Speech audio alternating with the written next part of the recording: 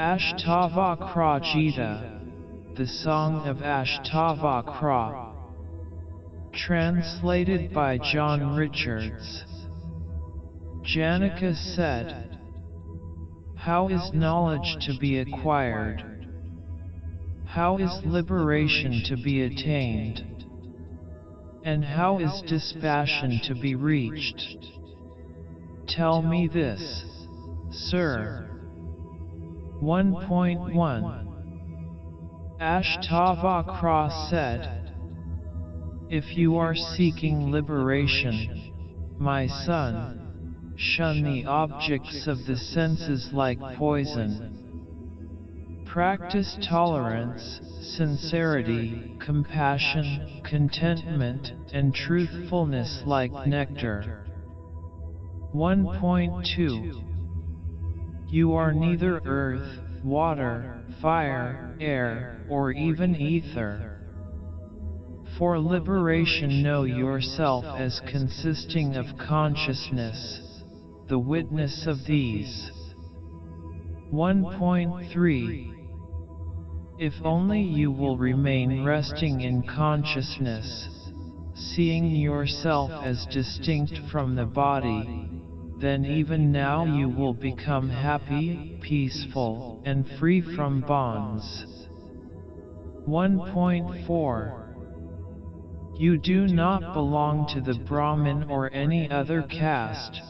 You are not at any stage, nor are you anything that the eye can see. You are unattached and formless, the witness of everything. So be happy.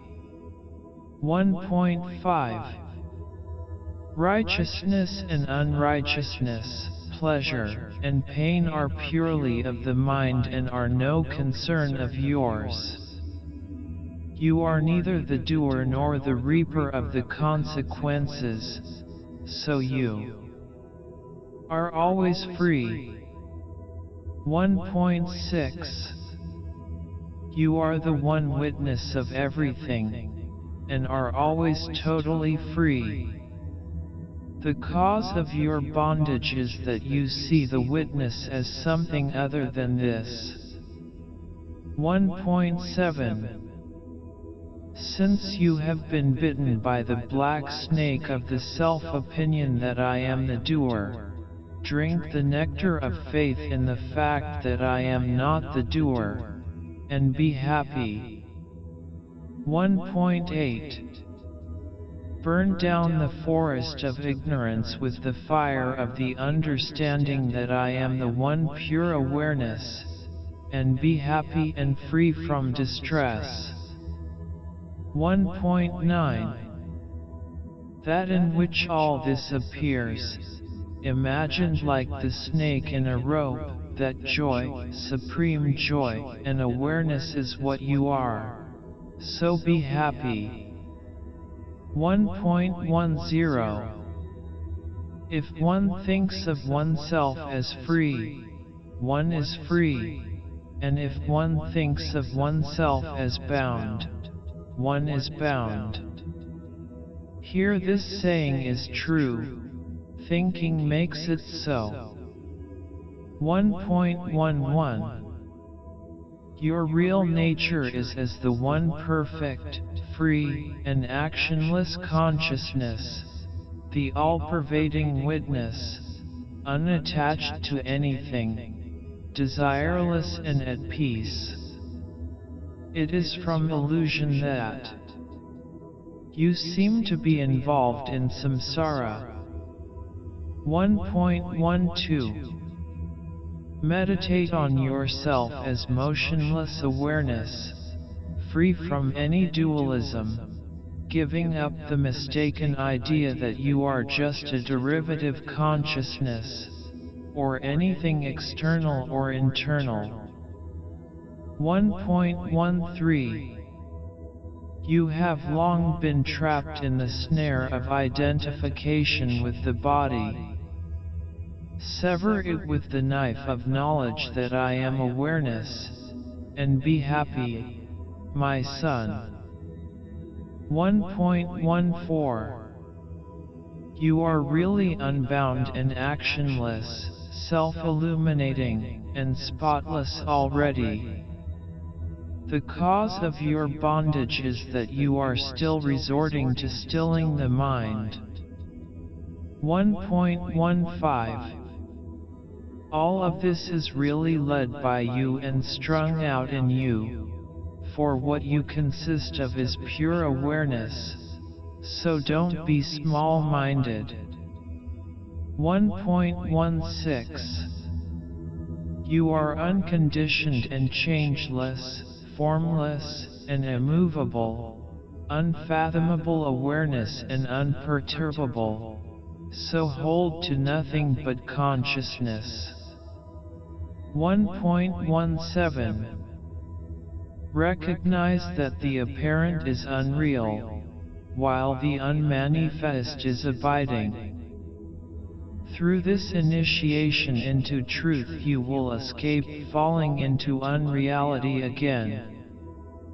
1.18 Just as a mirror exists everywhere both within and apart from its reflected images, so the Supreme Lord exists everywhere within and apart from this body. 1.19 Just as one and the same all-pervading space exists within and without a jar, so the eternal, everlasting God exists in the totality of things. 1.20 Janaka said, Truly I am spotless and at peace, the awareness beyond natural causality. All this time I have been afflicted by delusion. 2.1 As I alone give light to this body, so I do to the world. As a result the whole world is mine, or alternatively nothing is. 2.2 So now abandoning the body and everything else, by some good fortune or other my true self becomes apparent. 2.3 Just as waves, foam, and bubbles are not different from water, so all this which has emanated from oneself is no other than oneself. 2.4 In the same way that cloth is found to be just thread when analyzed, so when all this is analyzed it is found to be no other than oneself. 2.5 Just as the sugar produced from the juice of the sugarcane is permeated with the same taste, so all this, produced out of me, is completely permeated with me. 2.6 From ignorance of oneself, the world appears, and by knowledge of oneself it appears no longer. From ignorance of the rope a snake appears, and by knowledge of it, it appears no longer. 2.7 Shining is my essential nature, and I am nothing over and beyond that. When the world shines forth, it is simply me that is shining forth. 2.8 All this appears in me imagined due to ignorance, just as a snake appears in the rope, the mirage of water in the sunlight, and silver in mother of pearl. 2.9 All this, which has originated out of me, is resolved back into me too, like a jug back into clay, a wave into water, and a bracelet into gold. 2.10 How wonderful I am! Glory be to me, for whom there is no destruction, remaining even beyond the destruction of the world from Brahma down to the last clump of grass. 2.11 How wonderful I am! Glory be to me, solitary even though with a body, neither going or coming anywhere, I who abide forever, filling all that is. 2.12 How wonderful I am! Glory be to me! There is no one so clever as me.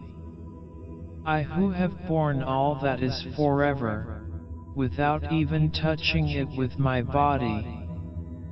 2.13 How wonderful I am! Glory be to me! I who possess nothing at all, or alternatively possess everything that speech and mind can refer to. 2.14 Knowledge, what is to be known, and the knower, these three do not exist in reality.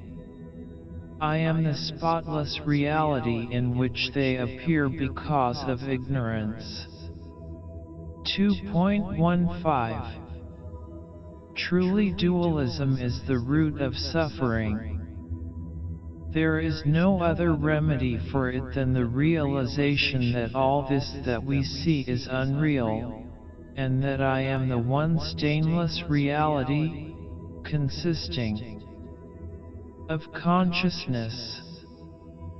2.16 I am pure awareness, though through ignorance I have imagined myself to have additional attributes.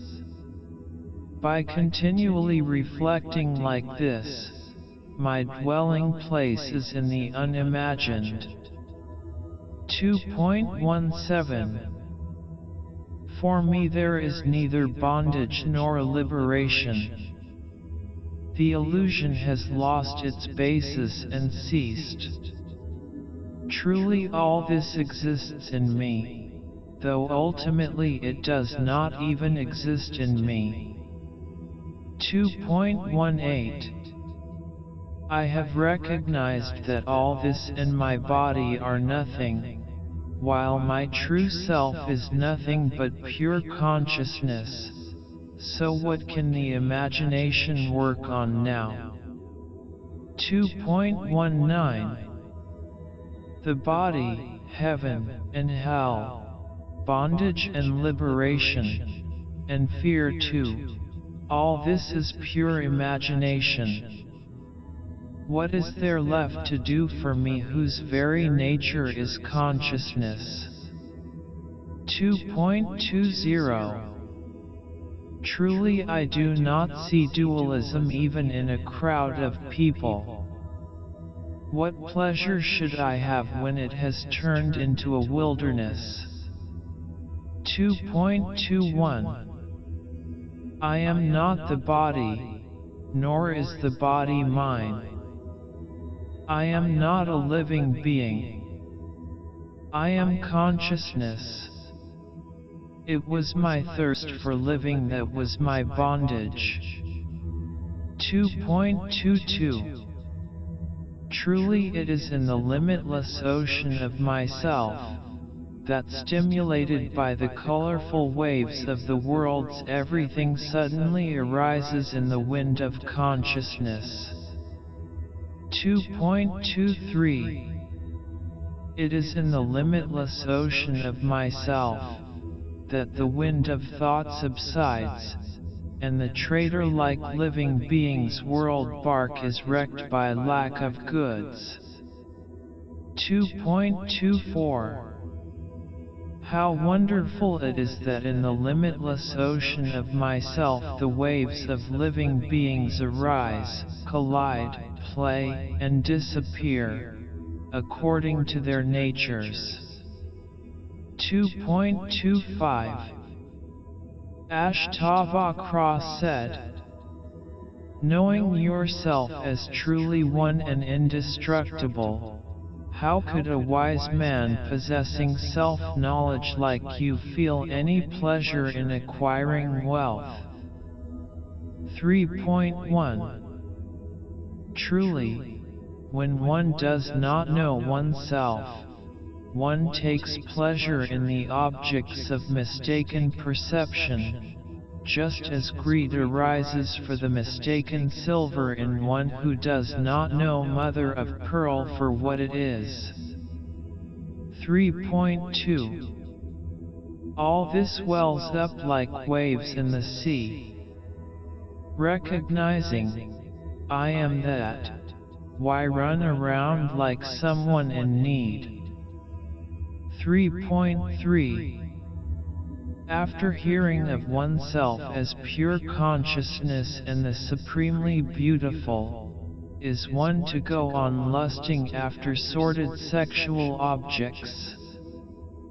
3.4 When the sage has realized that he himself is in all beings, and all beings are in him, it is astonishing that the sense of individuality should be able to continue. 3.5 It is astonishing that a man who has reached the supreme non-dual state and is intent on the benefits of liberation should still be subject to lust and held back by sexual activity. 3.6 It is astonishing that one already very debilitated, and knowing very well that its arousal is the enemy of knowledge should still hanker after sensuality, even when approaching his last days. 3.7 It is astonishing that one who is unattached to the things of this world or the next, who discriminates between the permanent and the impermanent, and who longs for liberation, should still feel fear for liberation.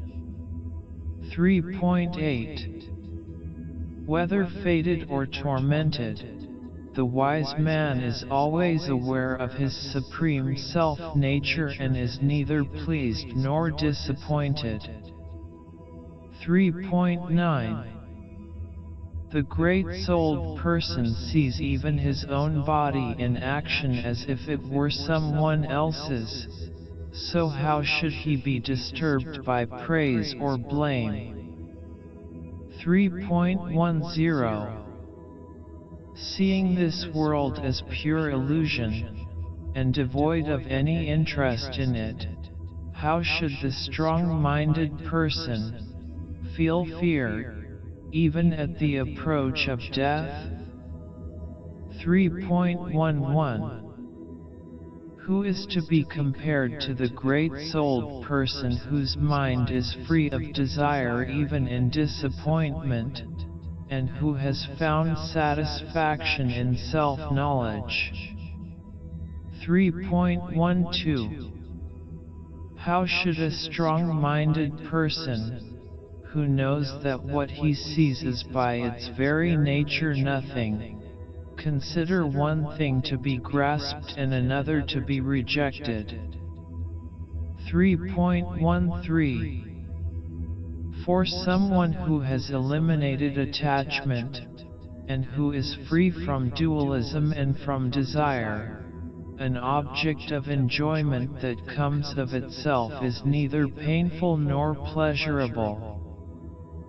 3.14 Ashtavakra said, Certainly the wise person of self-knowledge, playing the game of worldly enjoyment, bears no resemblance whatever to the world's bewildered beasts of burden. 4.1 Truly the yogi feels no excitement even at being established in that state which all the devas from Indra down yearn for disconsolately. 4.2 He who has known that is untouched within by good deeds or bad, just as the sky is not touched by smoke, however much it may appear to be. 4.3 Who can prevent the great-souled person who has known this whole world as himself from living as he pleases? 4.4 Of all four categories of beings, from Brahma down to the last clump of grass, only the man of knowledge is capable of eliminating desire and aversion. 4.5 Rare is the man who knows himself as the undivided Lord of the world, and no fear occurs to him who knows this from anything. 4.6 Ashtavakra said, "You are not bound by anything. What does a pure person like you need to renounce? Putting the complex organism to rest, you can go to your rest." 5.1 All this arises out of you, like a bubble out of the sea. Knowing yourself like this to be but one, you can go to your rest.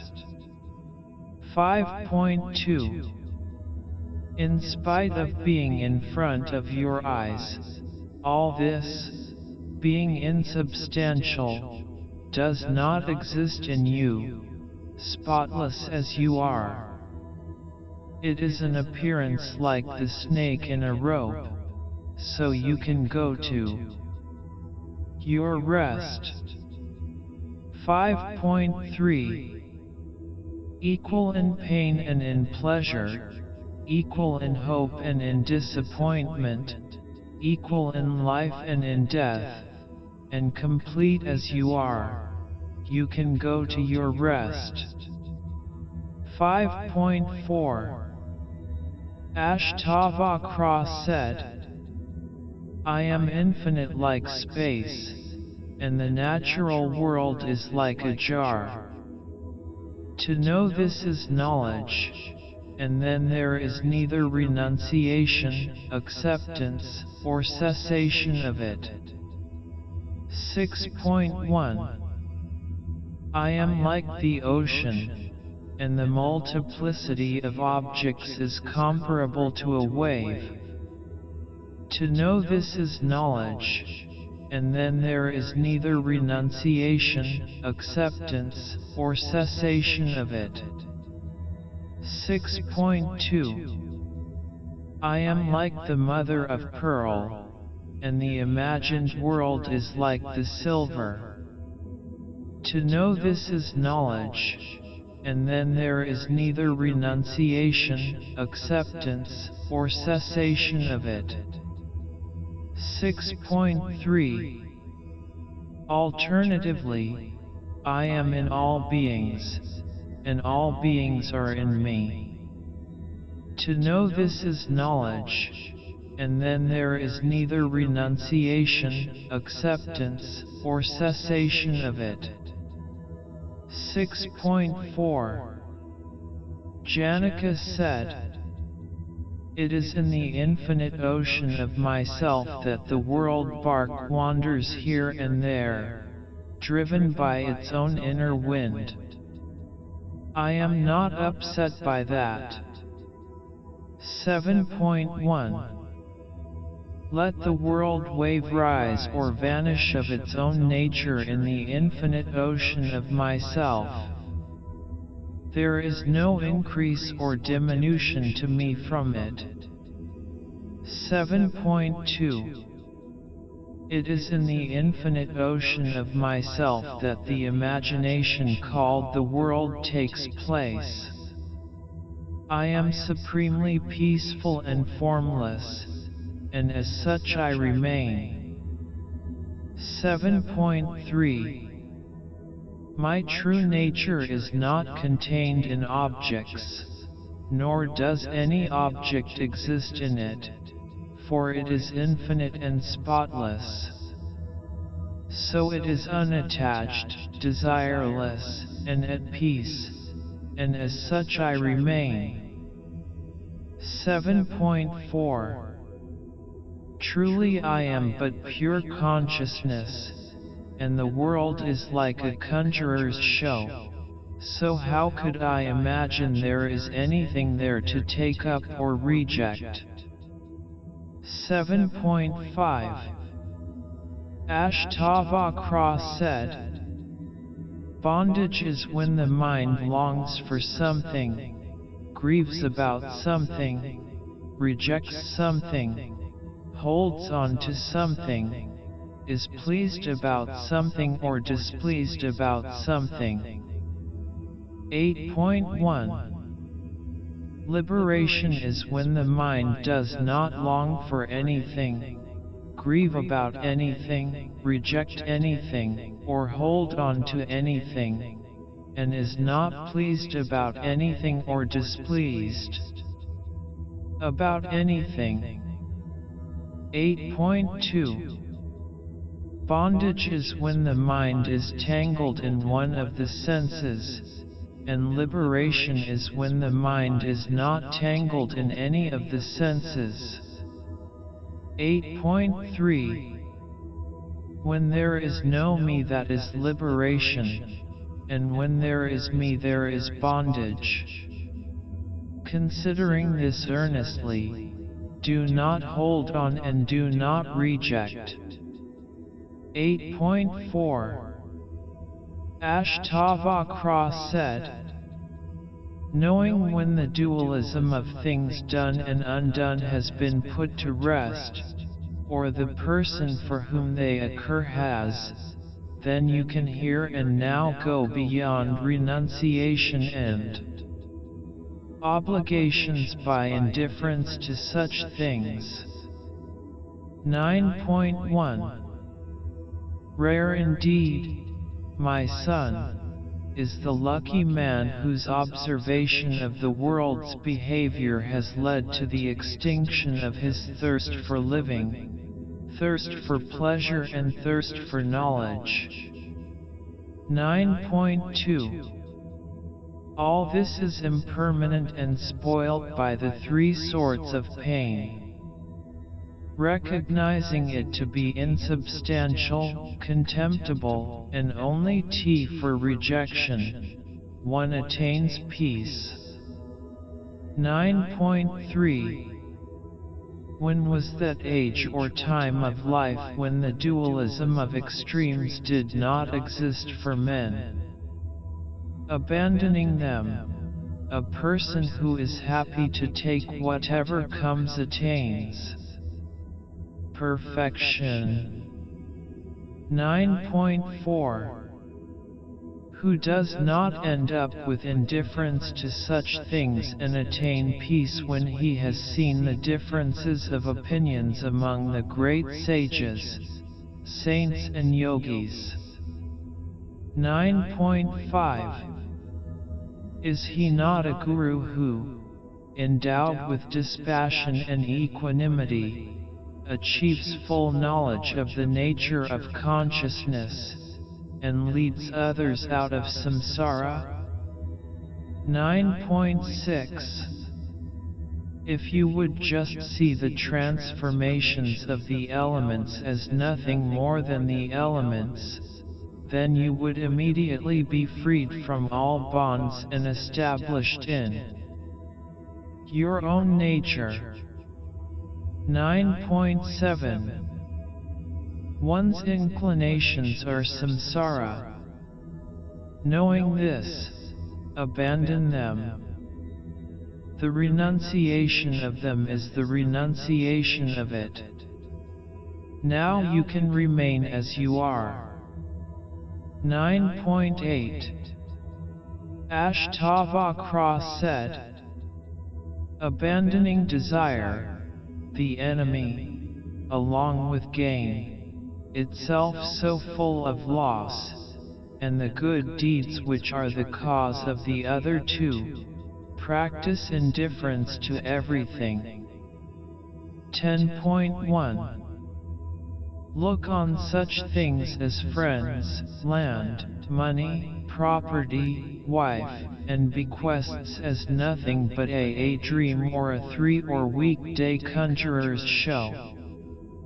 10.2 Wherever a desire occurs, see samsara in it.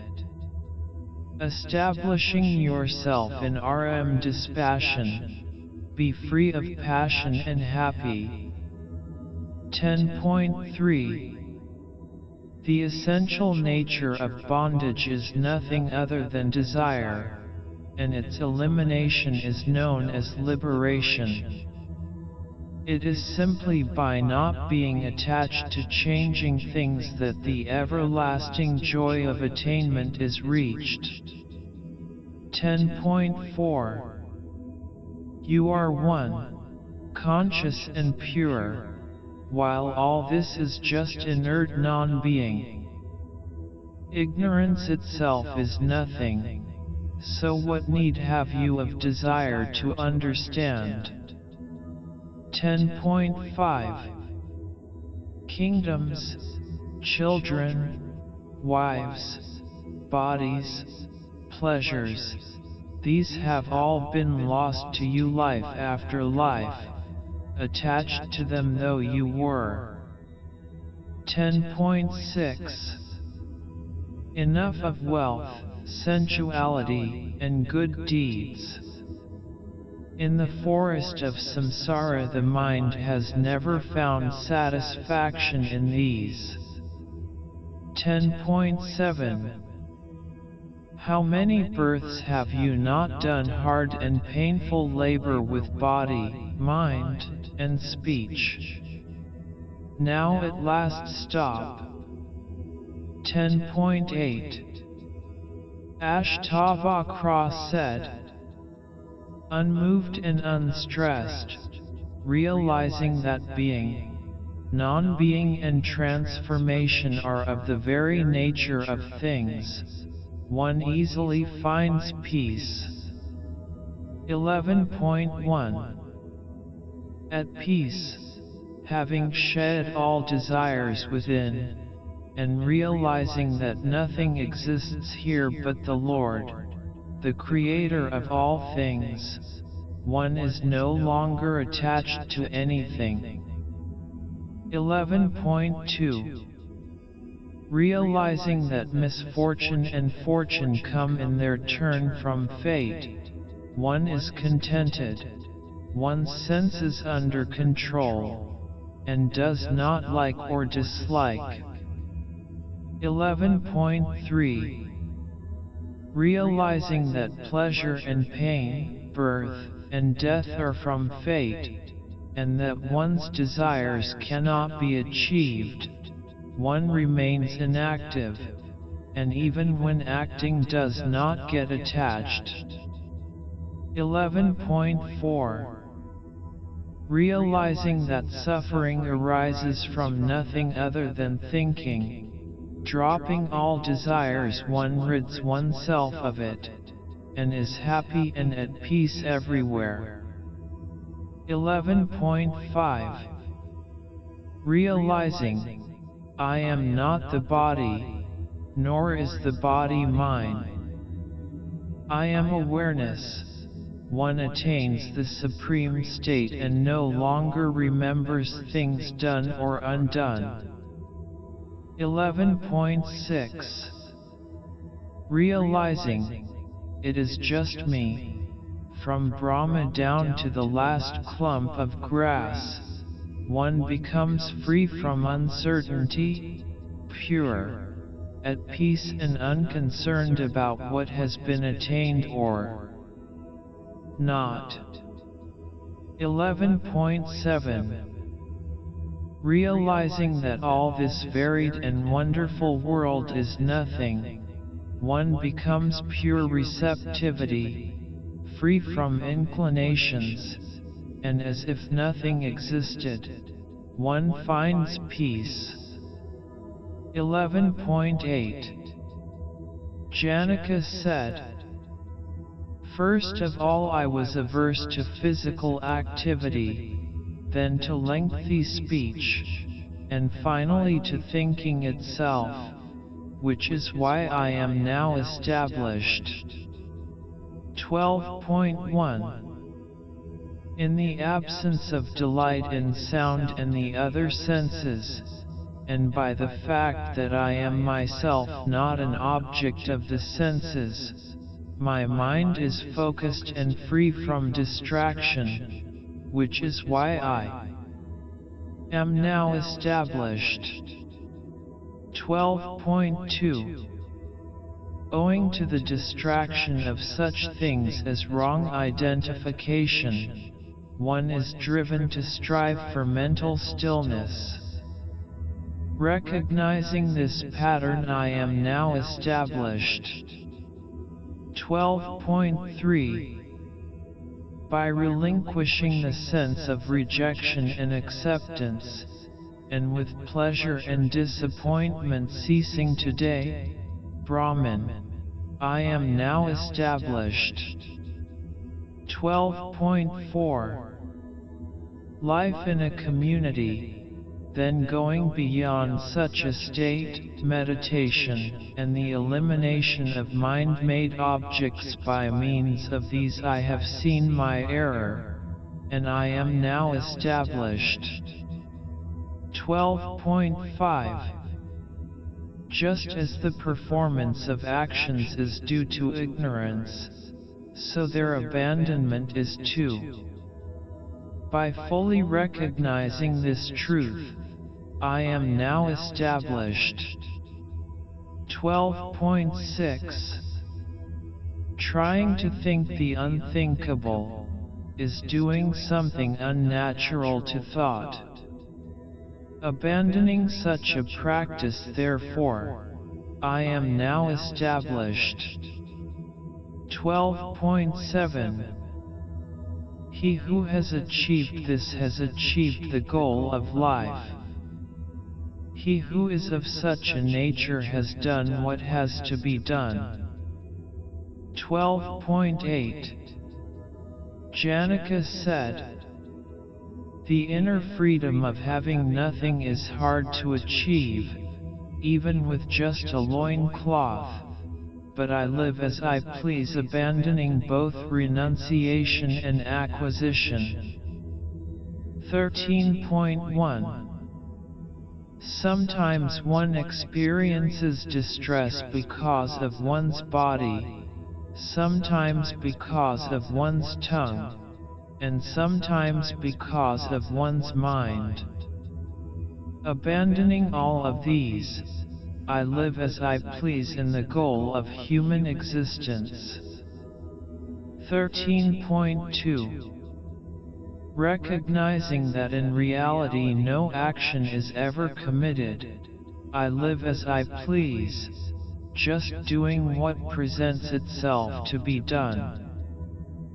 13.3 Yogis who identify themselves with their bodies are insistent on fulfilling and avoiding certain actions, but I live as I please, abandoning attachment and rejection. 13.4 No benefit or loss comes to me by standing, walking or lying down, so consequently I live as I please whether standing, walking or sleeping. 13.5 I lose nothing by sleeping and gain nothing by effort, so consequently I live as I please, abandoning loss and success.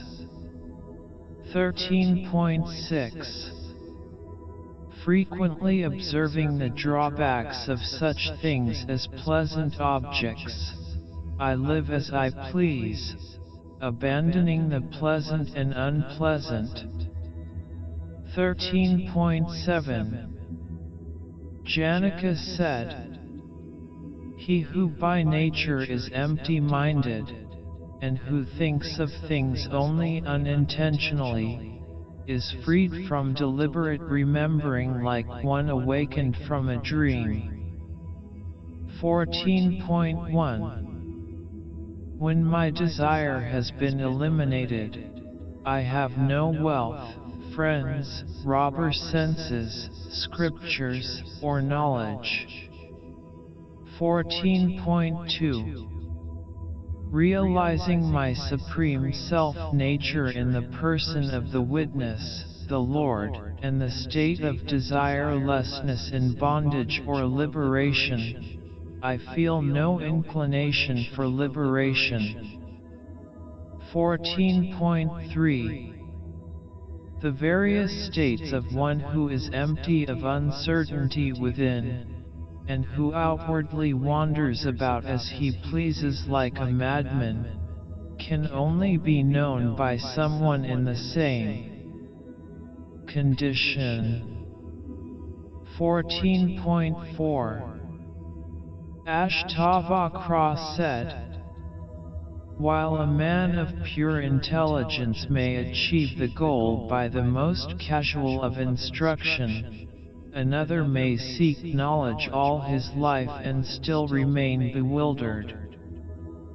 15.1 Liberation is distaste for the objects of the senses. Bondage is love of the senses.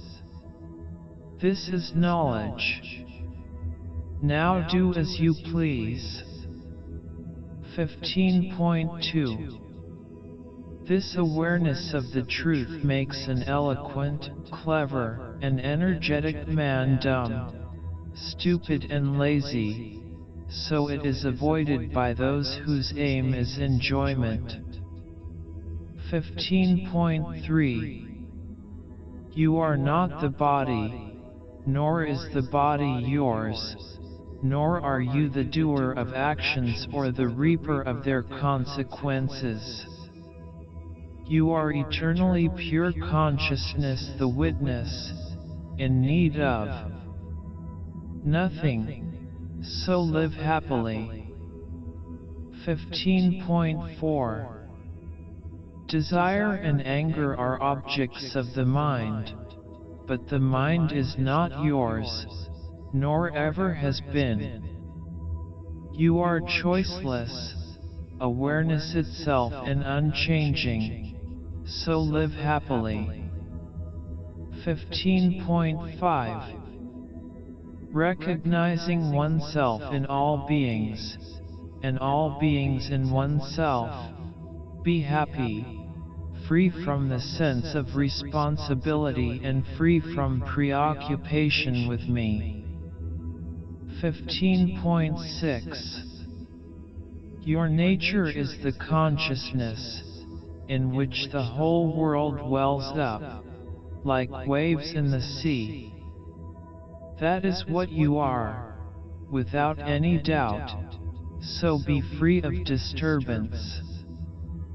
15.7 Have faith, my son, have faith.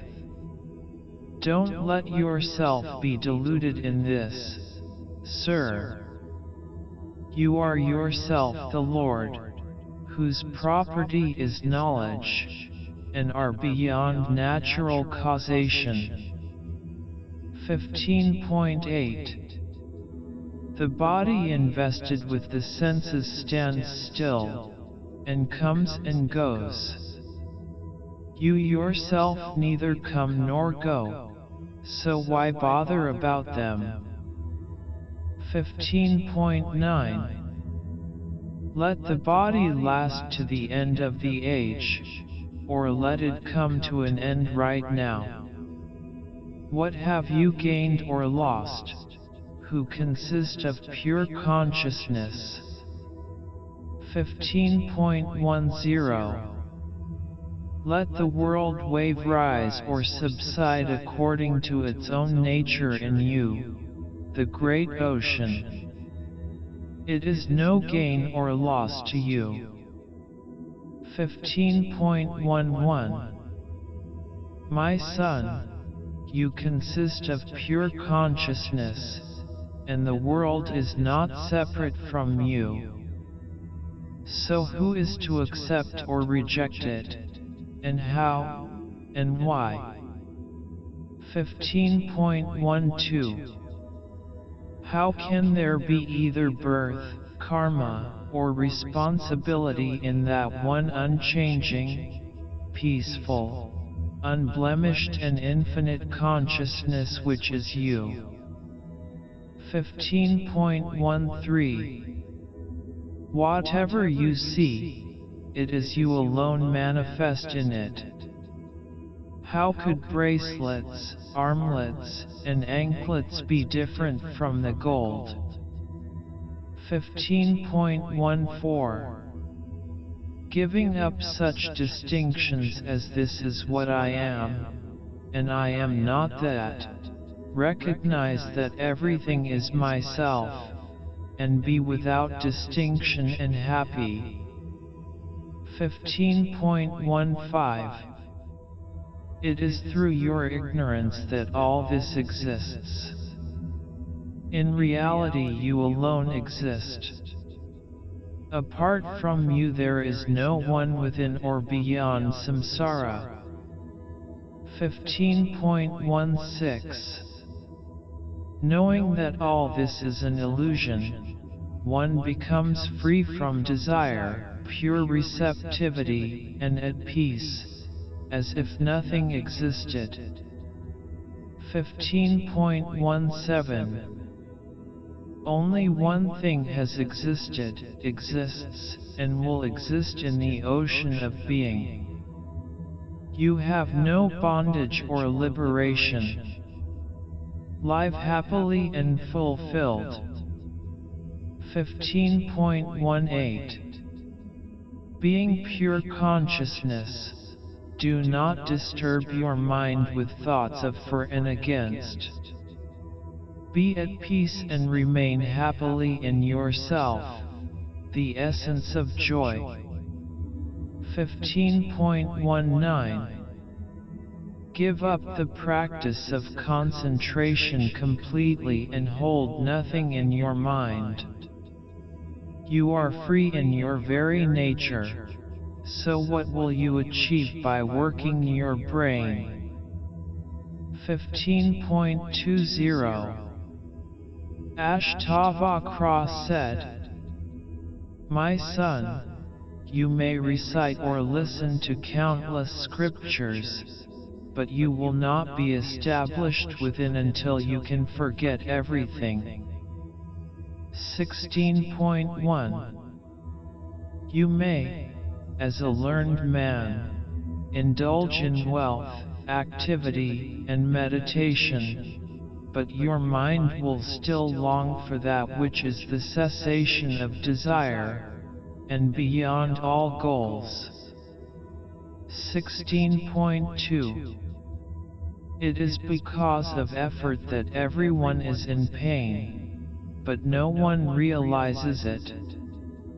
By just this simple instruction, the lucky one attains tranquility.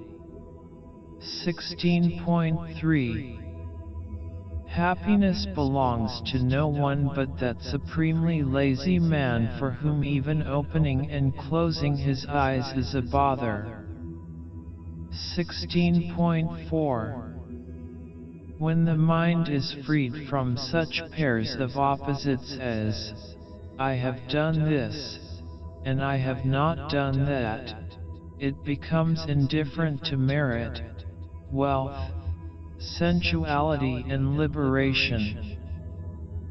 16.5 One man is abstemious and averse to the senses, another is greedy and attached to them, but he who is free from both taking and rejecting is neither abstemious nor greedy. 16.6 So long as desire, which is the state of lack of discrimination, remains, the sense of revulsion and attraction will remain, which is the root and branch of samsara. 16.7 Desire springs from usage, and aversion from abstention, but the wise man is free from the pairs of opposites like a child, and becomes established. 16.8 The passionate man wants to be rid of samsara so as to avoid pain, but the dispassionate man is without pain and feels no distress even in it. 16.9 He who is proud about even liberation or his own body, and feels them his own, is neither a seer or a yogi. He is still just a sufferer. 16.10 If even Shiva, Vishnu, or the lotus-born Brahma were your instructor, until you have forgotten everything you cannot be established within. 16.11 Ashtavakra said, He who is content with purified senses and always enjoys solitude has gained the fruit of knowledge and the fruit of the practice of yoga too. 17.1 The knower of truth is never distressed in this world, for the whole round world is full of himself alone. 17.2 None of these senses please a man who has found satisfaction within, just as nimble leaves do not please the elephant that has a taste for salaki leaves. 17.3 Not attached to the things he has enjoyed, and not hankering after the things he has not enjoyed, such a man is hard to find.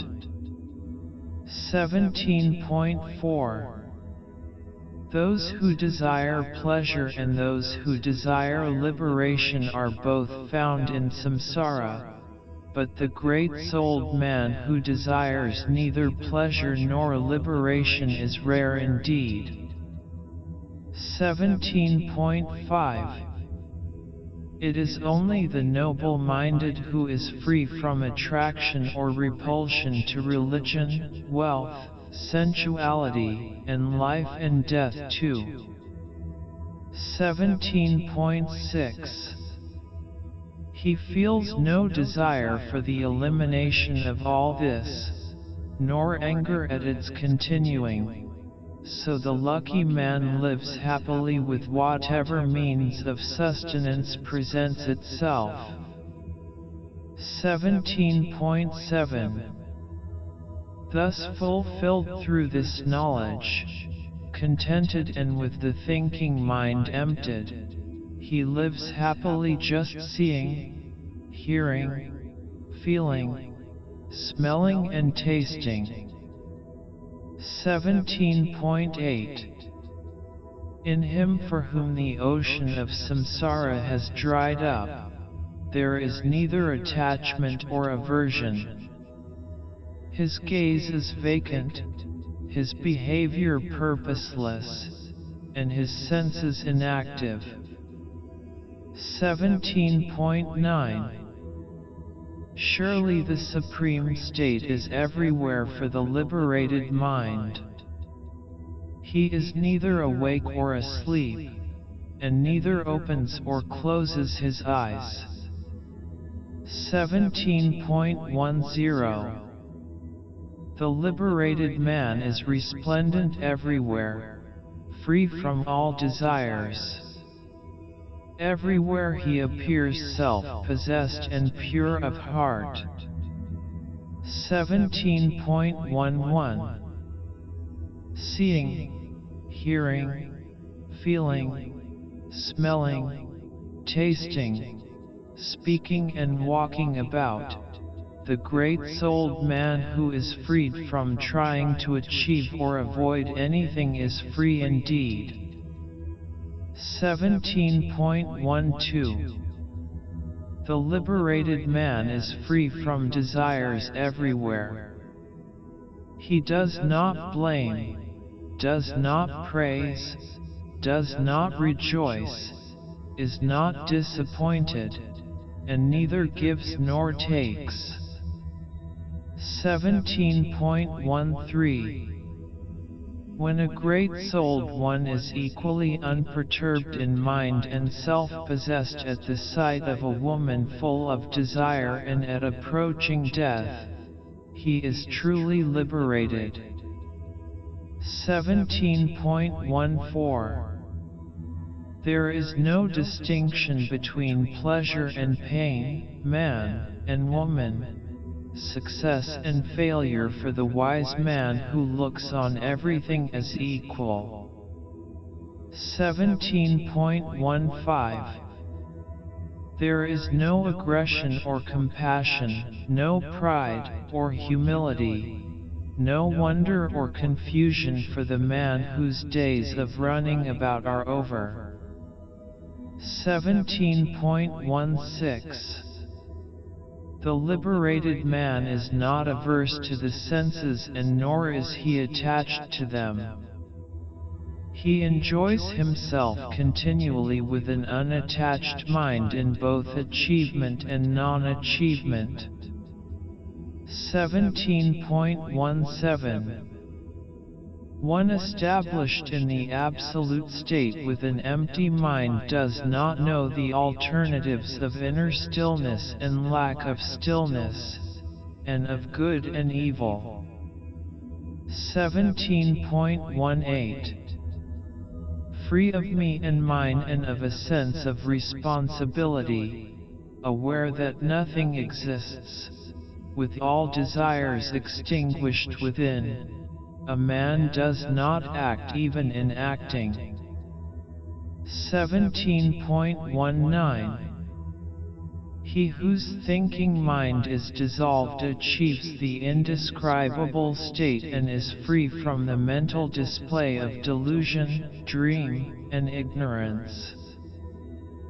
17.20 Ashtavakra said, Praise be to that by the awareness of which delusion itself becomes dream-like, to that which is pure happiness, peace, and light.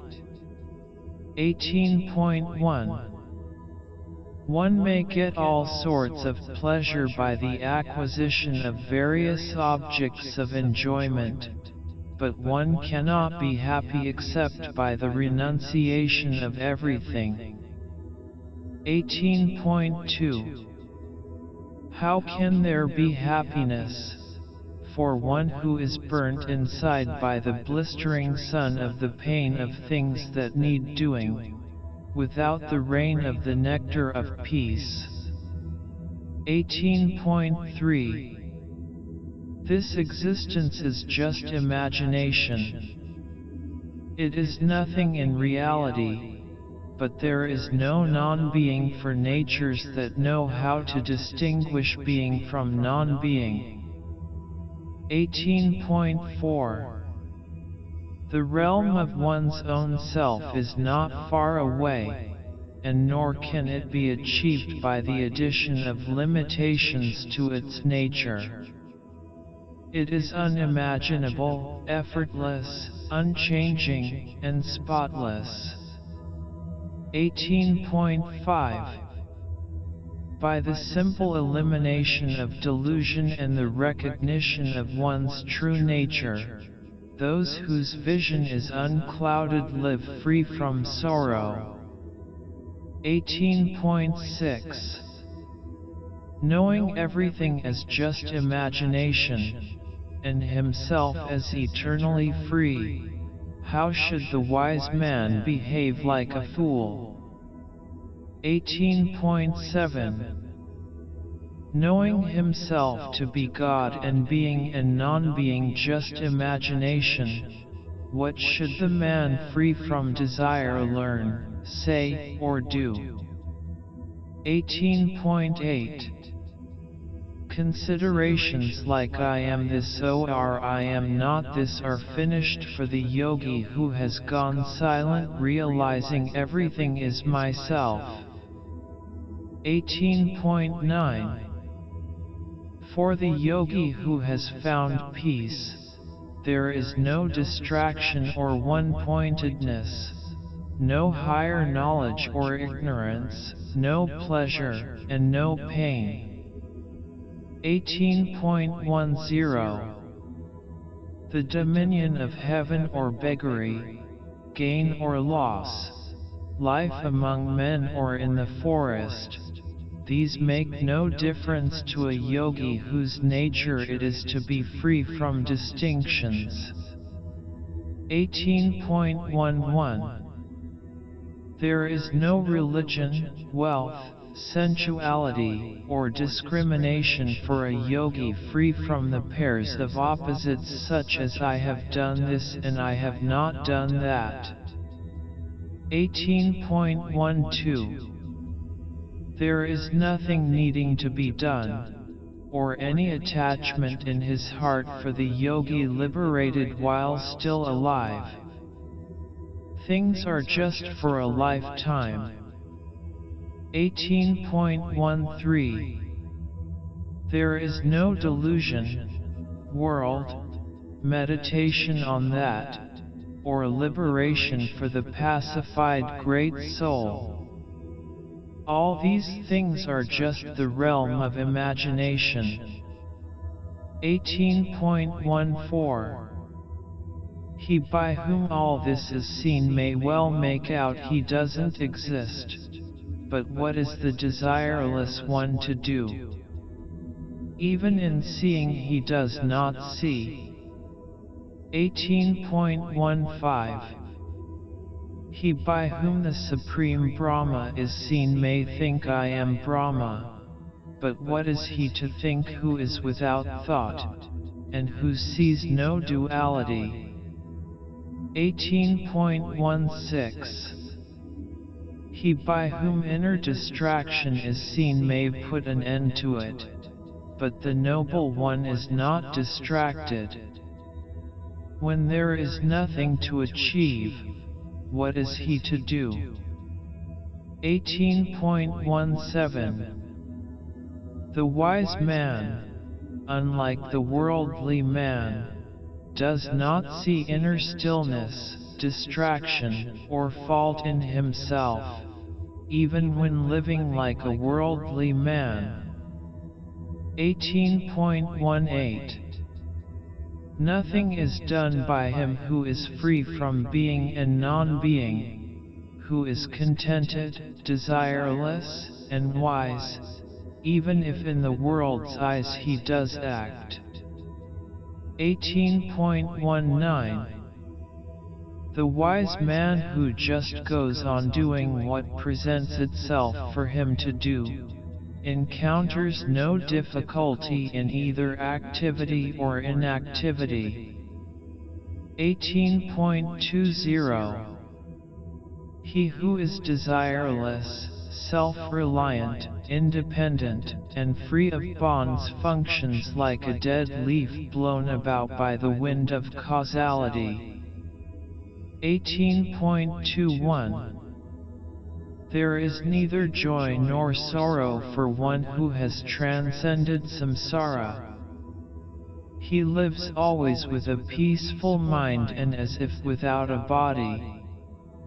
18.22 He whose joy is in himself, and who is peaceful and pure within has no desire for renunciation or sense of loss in anything.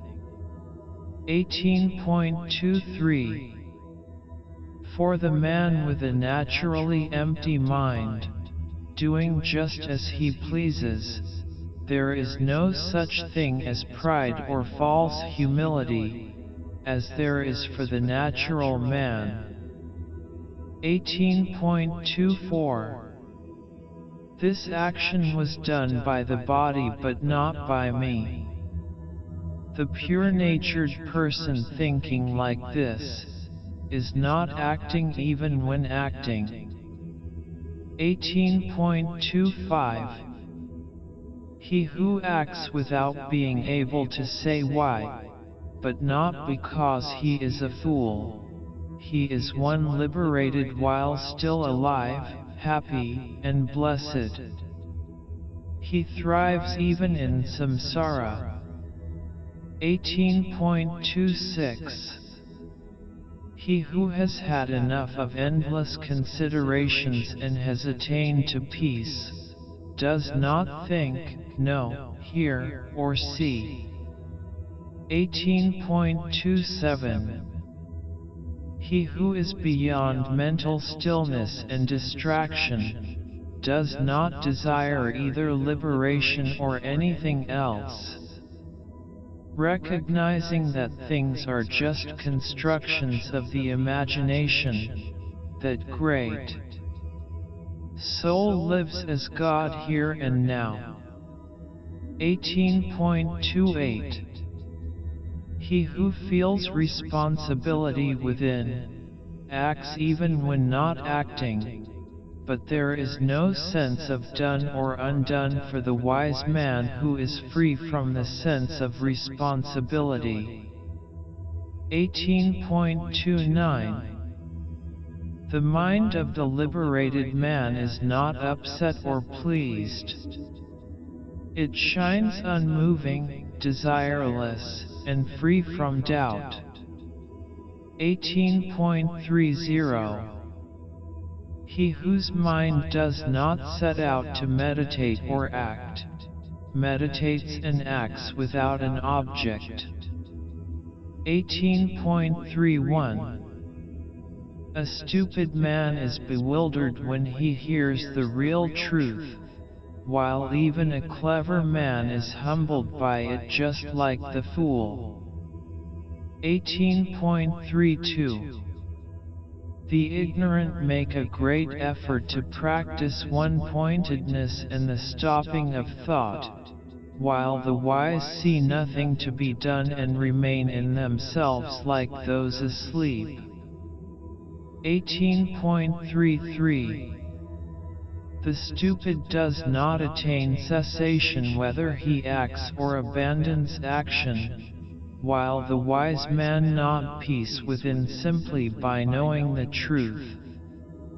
18.34 People cannot come to know themselves by practices pure awareness, clear, complete, beyond multiplicity and faultless though they are.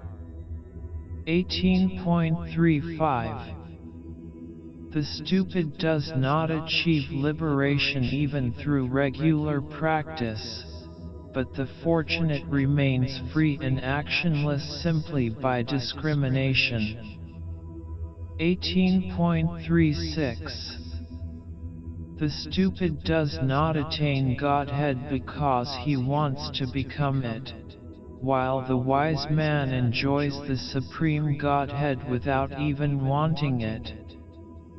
18.37 Even when living without any support and eager for achievement, the stupid are still nourishing samsara, while the wise have cut at the very root of its unhappiness.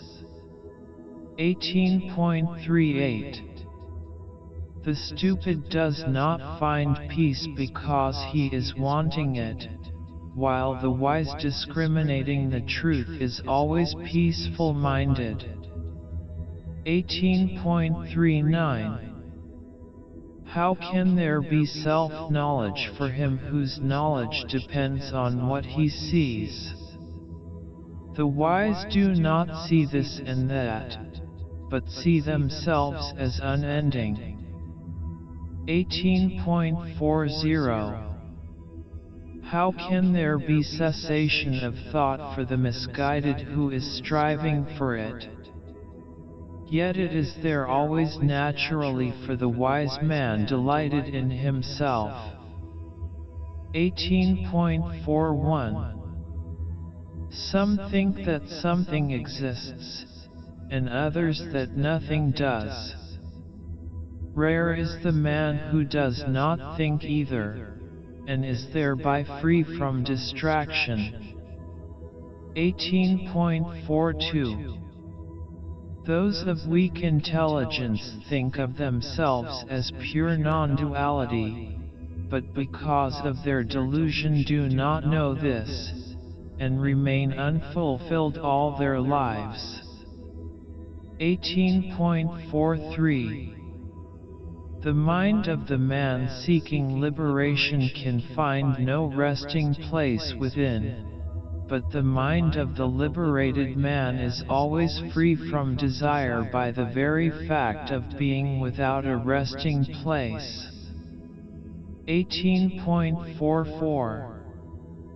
Seeing the tigers of the senses, the frightened refuge seekers at once enter the cave in search of cessation of thought and one-pointedness.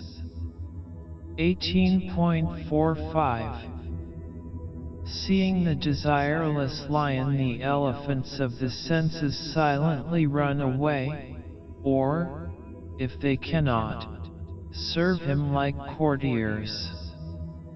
18.46. The man who is free from doubts and whose mind is free does not bother about means of liberation. Whether seeing, hearing, feeling, smelling or tasting, he lives at ease. 18.47. He whose mind is pure and undistracted from the simple hearing of the truth sees neither something to do nor something to avoid nor a cause for indifference. 18.48. The straightforward person does whatever arrives to be done, good or bad, for his actions are like those of a child. 18.49. By inner freedom one attains happiness. By inner freedom one reaches the supreme. By inner freedom one comes to absence of thought. By inner freedom to the ultimate state. 18.50. When one sees oneself as neither the doer nor the reaper of the consequences, then all mind waves come to an end.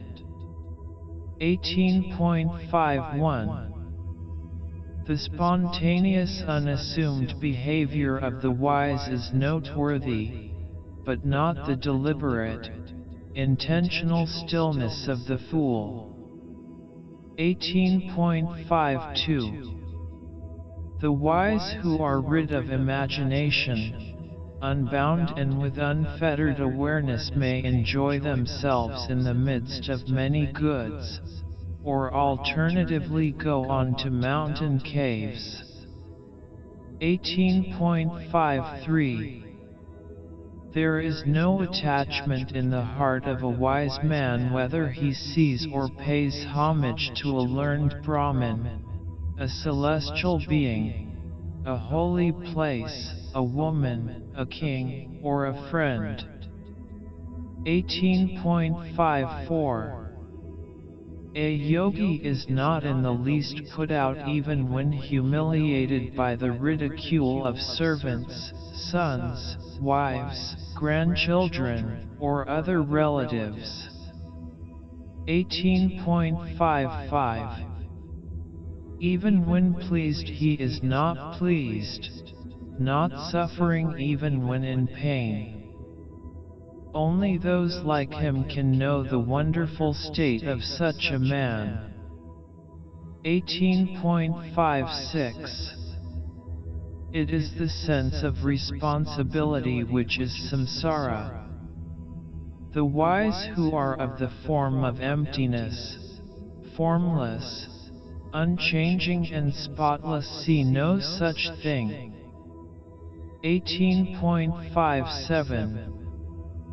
Even when doing nothing the fool is agitated by restlessness, while a skillful man remains undisturbed even when doing what there is to do. 18.58 Happy he stands, happy he sits, happy sleeps, and happy he comes and goes. Happy he speaks, and happy he eats. Such is the life of a man at peace. 18.59 He who of his very nature feels no unhappiness in his daily life like worldly people, remains undisturbed like a great lake, all sorrow gone. 18.60 Even abstention from action leads to action in a fool, while even the action of the wise man brings the fruits of inaction. 18.61 A fool often shows aversion towards his belongings, but for him whose attachment to the body has dropped away, there is neither attachment nor aversion. 18.62 The mind of the fool is always caught in an opinion about becoming or avoiding something, but the wise man's nature is to have no opinions about becoming and avoiding. 18.63 For the seer who behaves like a child, without desire in all actions, there is no attachment for such a pure one even in the work he does. 18.64 Blessed is he who knows himself and is the same in all states, with the mind free from craving whether he is seeing, hearing, feeling, smelling or tasting. 18.65 There is no man subject to samsara, sense of individuality, goal, or means to the goal for the wise man who is always free from imaginations, and unchanging as space. 18.66 Glorious is he who has abandoned all goals and is the incarnation of satisfaction, his very nature, and whose inner focus on the unconditioned is quite spontaneous. 18.67 In brief, the great-souled man who has come to know the truth is without desire for either pleasure or liberation, and is always and everywhere free from attachment. 18.68 What remains to be done by the man who is pure awareness and has abandoned everything that can be expressed in words from the highest heaven to the earth itself?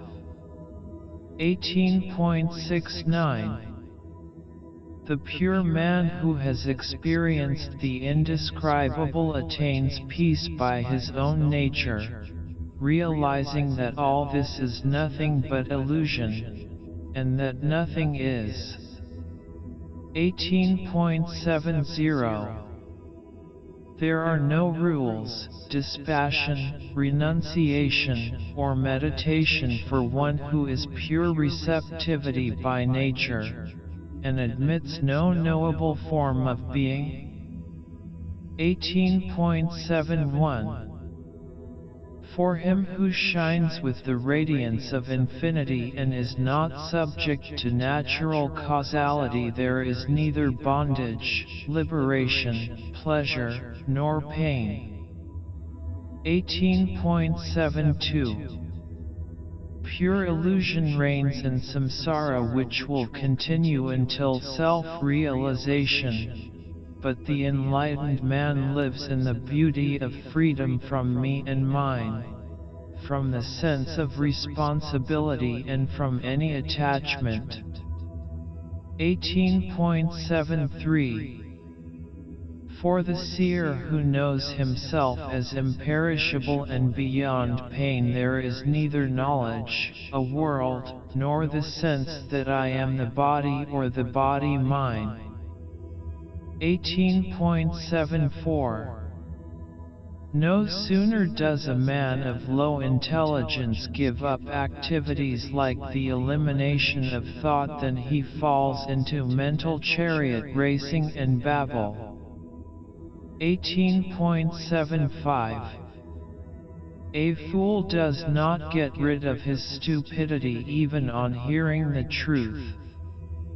He may appear outwardly free from imaginations, but inside he is hankering after the senses still. 18.76. Though in the eyes of the world he is active, the man who has shed action through knowledge needs no means of doing or speaking anything. 18.77.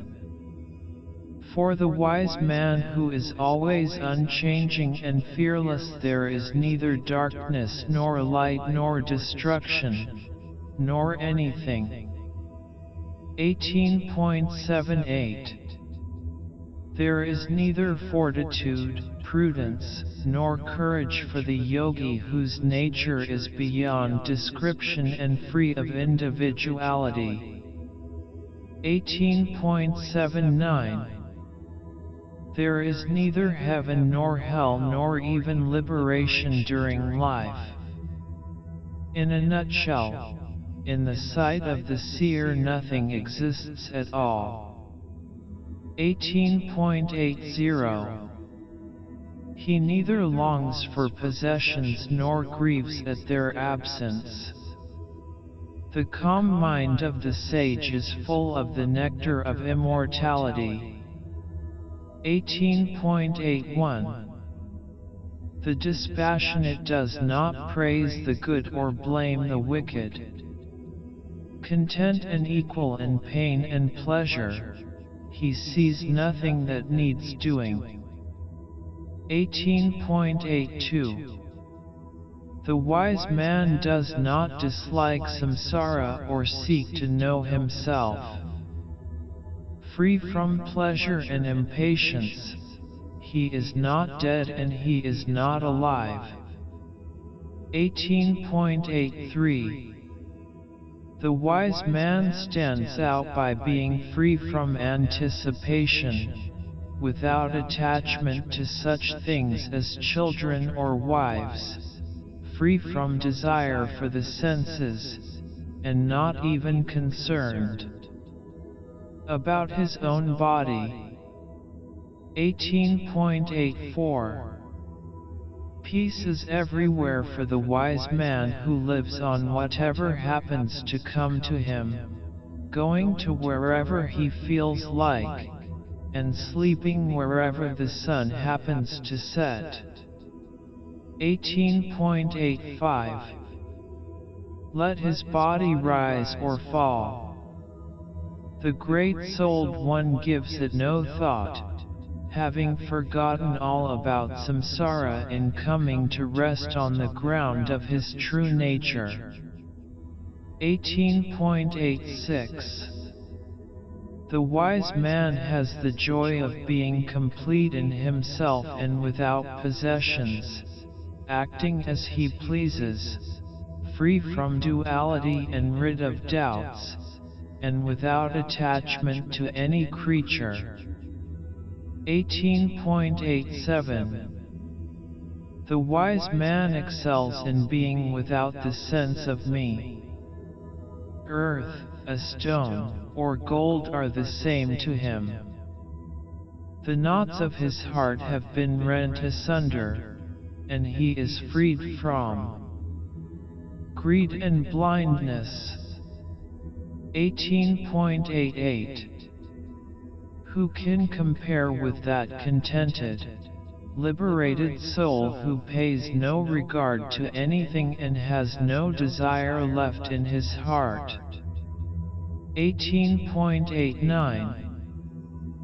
Who but the upright man without desire knows without knowing, sees without seeing and speaks without speaking. 18.90 Beggar or king, he excels who is without desire, and whose opinion of things is rid of good and bad.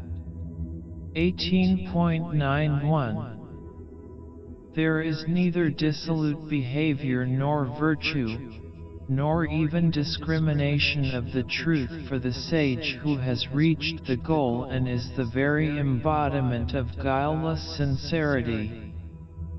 18.92 How can one describe what is experienced within by one desireless and free from pain, and content to rest in himself, and of whom? 18.93 The wise man who is contented in all circumstances is not asleep even in deep sleep, not sleeping in a dream, nor waking when he is awake.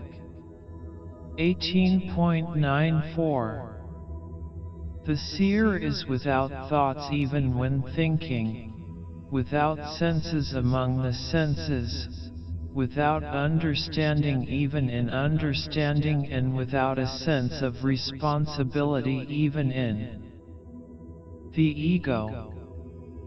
18.95 Neither happy nor unhappy, neither detached nor attached, neither seeking liberation nor liberated, he is neither something nor nothing. 18.96 Not distracted in distraction, in mental stillness not poised, in stupidity not stupid, that blessed one is not even wise in his wisdom. 18.97 The liberated man is self-possessed in all circumstances and free from the idea of done and still to do. He is the same wherever he is and without greed. He does not dwell on what he has done or not done. 18.98 He is not pleased when praised nor upset when blamed. He is not afraid of death nor attached to life. 18.99 A man at peace does not run to popular resorts or to the forest. Whatever and wherever, he remains the same. 18.100 Janaka said, Using the tweezers of the knowledge of the truth I have managed to extract the painful thorn of endless opinions from the recesses of my heart. 19.1 For me, established in my own glory, there is no religion, sensuality, possessions, philosophy, duality, or even non-duality. 19.2 For me established in my own glory, there is no past, future, or present. There is no space or even eternity. 19.3 For me established in my own glory, there is no self or non-self, no good or evil, no thought or even absence of thought. 19.4 For me established in my own glory, there is no dreaming or deep sleep, no waking nor fourth state beyond them, and certainly no fear. 19.5 For me established in my own glory, there is nothing far away and nothing near, nothing within or without, nothing large and nothing small. 19.6 For me established in my own glory, there is no life or death, no worlds, or things of the world, no distraction and no stillness of mind. 19.7 For me remaining in myself, there is no need for talk of the three goals of life, of yoga, or of knowledge. 19.8 Janaka said, In my unblemished nature there are no elements, no body, no faculties, no mind. There is no void and no anguish. 20.1 For me, free from the sense of dualism, there are no scriptures, no self-knowledge, no mind free from an object, no satisfaction, and no freedom from desire. 20.2 There is no knowledge or ignorance, no me, this or mine, no bondage, no liberation, and no property of self-nature. 20.3 For him who is always free from individual characteristics there is no antecedent causal action, no liberation during life, and no fulfillment at death. 20.4 For me, free from individuality, there is no doer and no reaper of the consequences, no cessation of action, no arising of thought, no immediate object, and no idea of results. 20.5 There is no world, no seeker for liberation, no yogi, no seer, no one bound and no one liberated. I remain in my own non-dual nature. 20.6 There is no emanation or return, no goal, means, seeker or achievement. I remain in my own non-dual nature. 20.7 For me who am forever unblemished, there is no judge, no standard, nothing to judge, and no judgment. 20.8 For me who am forever actionless, there is no distraction or one-pointedness of mind, no lack of understanding, no stupidity, no joy, and no sorrow. 20.9 For me who am always free from deliberations there is neither conventional truth nor absolute truth, no happiness, and no suffering. 20.10 For me who am forever pure there is no illusion, no samsara, no attachment or detachment, no living being and no God.